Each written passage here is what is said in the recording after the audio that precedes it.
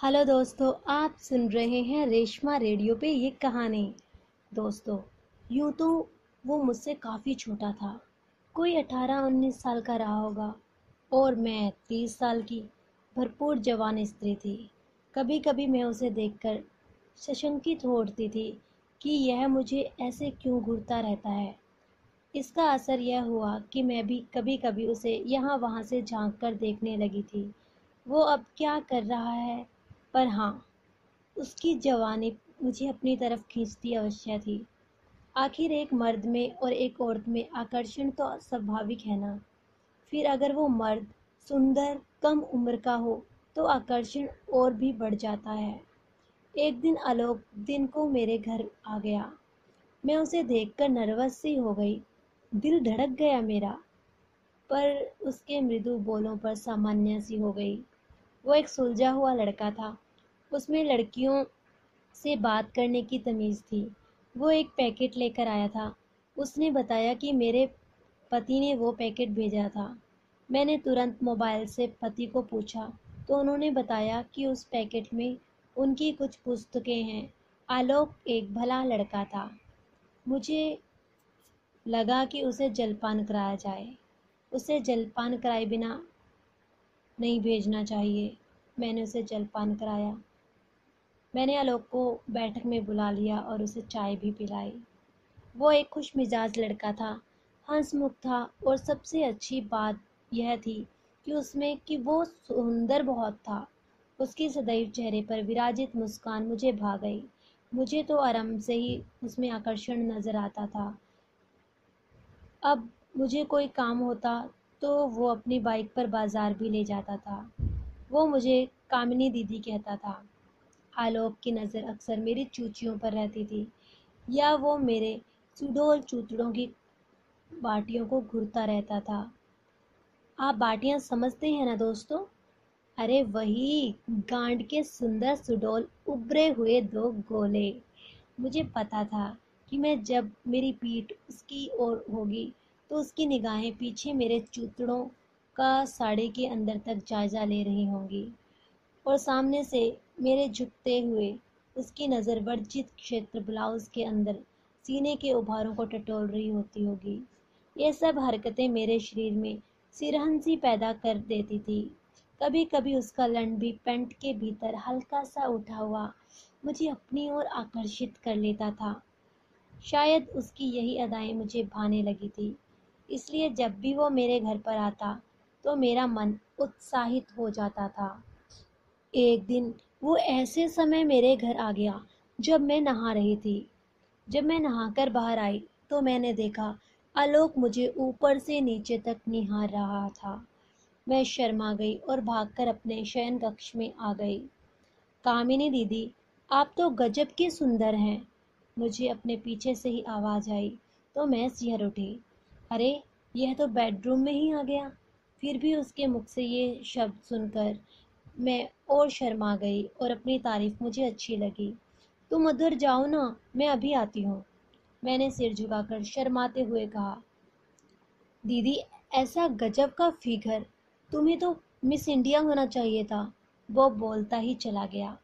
उसके मुख से अपनी तारीफ सुनकर मैं भोली सी खड़ी होकर इतरा उठी। अपने ऐसा क्या देख लिया मुझ में भैया, बताओ ना। मैं कुछ ऐसी ही बातें सुनने के लिए मचल उठी। गजब के उभार, सुडौल तन, पीछे की मस्त पहाड़ियाँ किसी को भी पागल कर देंगी भाभी। मेरा दिल धड़कने लगा। मेरे मन में उसके लिए प्यार भी उमड़ आया। मैं तो स्वभाव से ही शर्मीली थी, शर्म के मारे जैसे जमीन से गड़ी जा रही थी। भैया, उधर बैठक में जाओ ना, मुझे शर्म आ रही है। मैंने शर्म से पानी पानी होते हुए कहा। अब वो मेरी बात मान गया और बैठक में जाकर बैठ गया। अब मुझे लग रहा था मैंने बेकार में ही उसको भेज दिया। अब मेरी सुंदरता की तारीफ कौन करेगा। मैंने हल्के फुल्के कपड़े पहने और जानकर ब्रा और चड्डी नहीं पहनी ताकि उसे मेरी ऊंचाइयां और स्पष्ट नज़र आ सके। वो मेरी मस्त तारीफ करता ही जाए। बस एक सफ़ेद पजामा और सफ़ेद टॉप पहन लिया ताकि उसे पता चले कि मेरे उरोज बिना ब्रा के ही कैसे सुडौल और उभरे हुए हैं। जब मैं बैठक में गई तो वो बोला, उफ, यह क्या। उसके साथ उसका लंड भी तनकर खड़ा हो गया था। मुझे एक क्षण में पता चल गया कि मैंने यह क्या कर दिया, पर तब तक देर हो चुकी थी। वो मेरे पास आ गया। दीदी, आह, ये उभार, ये तो ईश्वर की महान कलाकृति है। उसके हाथ अनजाने में मेरे शरीर पर चले गए और सहलाकर उभारों का जायजा लिया। मेरे जिस्म में जैसे हजारों पावर के तड़ तड़ करके झटके लग गए। उसके स्पर्श से मानो मुझे नशा सा आ गया। मेरे गालों पर लालिमा छा गई। दीदी, आपकी सुंदरता मुझे आपकी ओर खींच रही है। बस एक बार चूमने दो। और उसके अधर मेरे गालों से चिपक गए। मुझे एहसास हुआ कि मेरे गुलाबी गाल जैसे फट गए। उसके होंठ मेरे होठों पे थे। यह कैसा नशा था। तन में जैसे आग सी लग गई। उसका नीचे से तनकर मेरी चूत को छूकर अपनी खुशी का एहसास दिला रहा था। इन दो प्रेमियों को मिलने से भला कोई रोक पाया है क्या। मेरा पजामा नीचे से गीला हो उठा। दिल में एक प्यारी सी हुक उठ गई। तभी जैसे मैं हकीकत की दुनिया में लौटने लगी। मुझे एहसास हुआ कि हाय रे, मुझे यह क्या हो गया था। मैंने अपने जिस्म को उसे कैसे छूने दिया। आलोक, तुम मुझे बहका रहे हो। मैंने उसे तिरछी मुस्कान भरी निगाह से देखा। वो भी जैसे होश में आ गया। उसने एक बार अपनी ओर मेरी हालत देखी और उसकी बाहों का कमर में से दबाव हट गया। नहीं दीदी, मैं खुद बहक गया था। भाभी प्लीज़ यार, समझने की कोशिश करो। मैंने आपके अंग अनजाने में छू लिए। सॉरी। उसकी नज़रें अब शर्म से नीचे होने लगी थी। आलोक, यह तो पाप है, पति के होते हुए कोई दूसरा मुझे छुए। उसके भोलेपन पर मैंने इतराते हुए कहा। अंदर ही अंदर मेरा मन कुछ करने को तड़फने लग गया था। मैं अब मुड़कर अपने शयन कक्ष में चली गई। मुझे घोर निराशा हुई। वो मेरे पीछे पीछे नहीं आया। फिर जैसे एक झटके में सब कुछ हो गया। वो वास्तव में मेरे कमरे में आ गया था और मेरी तरफ बढ़ने लगा। वास्तव में जैसा होना चाहिए था वैसा होने लगा। मुझे अपनी जवानी पर गर्व हो उठा। मैंने एक जवान मर्द को मजबूर कर दिया वो मुझे छोड़ ना सके। वो आकर बोला, दीदी, आज मैं आपको नहीं छोड़ूंगा। मेरी हालत आपने ऐसी कर दी है। आलोक की आंखों में एक नशा सा था। नहीं आलोक, प्लीज दूर रहो। मैं एक प्रतिव्रता नारी हूँ। मुझे पति के अलावा किसी से नहीं छुड़ाना है। मन में मैं खुश होती हुई उसे ऐसा करने को मजबूर करते हुए उसे लभाने लगी। पर मुझे पता था कि अब मेरी जुदाई बस होने ही वाली है। उसने अपनी बाहों में मुझे डाल लिया था। मेरी कमर बिल्कुल दबा दी थी और अपने होठों से मेरे होठों को चूसने लगा। उसने मेरे होठ काट लिए और अधर पान करने लगा। एक क्षण को तो मैं सूध बूध भूल गई और उसका साथ देने लगी। उसके हाथ मेरे ब्लाउज को खोलने में लगे थे। मैंने अपने होठ झटक दिए। यह क्या कर रहे हो, प्लीज, अब बहुत हो गया, अब जाओ। उसने अपनी बाहें मेरी कमर में डालकर मुझे दबा लिया। बस अब क्या था। वो मेरे स्तनों को सहला सहला कर दबा रहा था। मेरी उत्तेजना बढ़ती जा रही थी। मेरे दिल की धड़कन तेज होती जा रही थी। तभी उसने बेशर्म होकर अपनी पैंट उतार दी और साथ ही अपनी चड्डी भी। यह मेरे मादक चौबन की जीत थी। उसका लंड 120 डिग्री पर तना हुआ था और उसके ऊपर उसके पेट को छू रहा था। बेताबी का मस्त आलम था। उसका लंड लंबा था पर टेढ़ा था। मेरा मन हुआ कि उसे अपने मुख में दबा लूं और चुसक चुसक कर उसका माल निकाल दूं। अब मेरे चूतड़ों के मध्यम में पजामे के ऊपर से ही लंड घुसाने लगा। कैसा मधुर स्पर्श था। घुसा दे मेरे राजा जी। मैंने सामने से अपनी चूचियां और उभार दी। उसका कड़क लंड कांड में घुसकर अपनी मौजूदगी दर्शा रहा था। वो क्या है, उसमें क्या तेल है। हाँ है, पर ये ऐसे क्या घुसाए जा रहा है। उसने मेरी गर्दन पकड़ी और मुझे बिस्तर पर उल्टा लिटा दिया।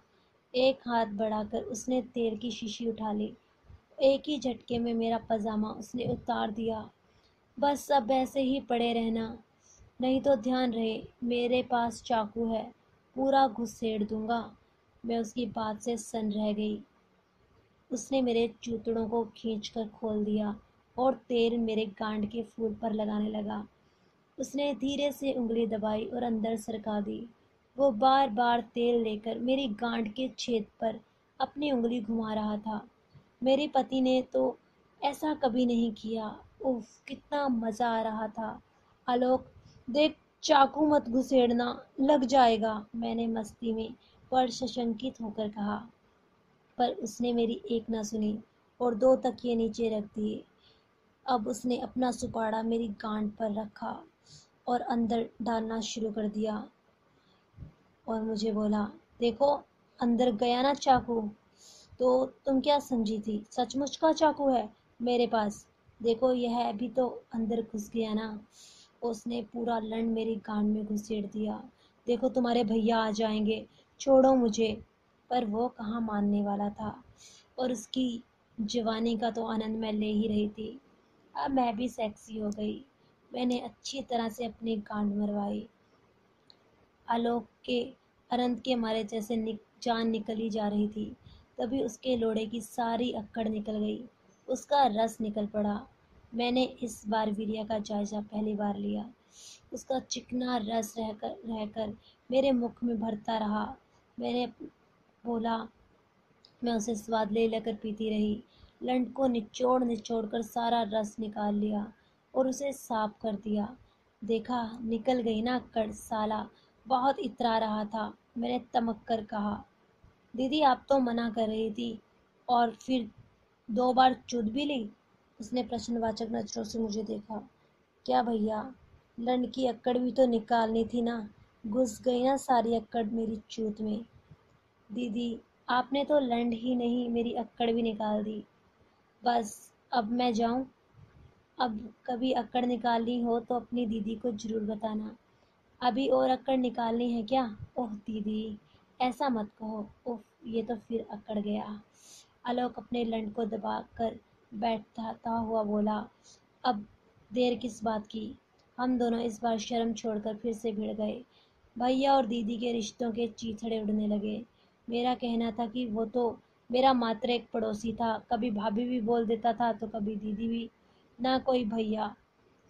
अरे कोई भी मुझे क्या ऐसे ही दीदी कहने लग जाएगा।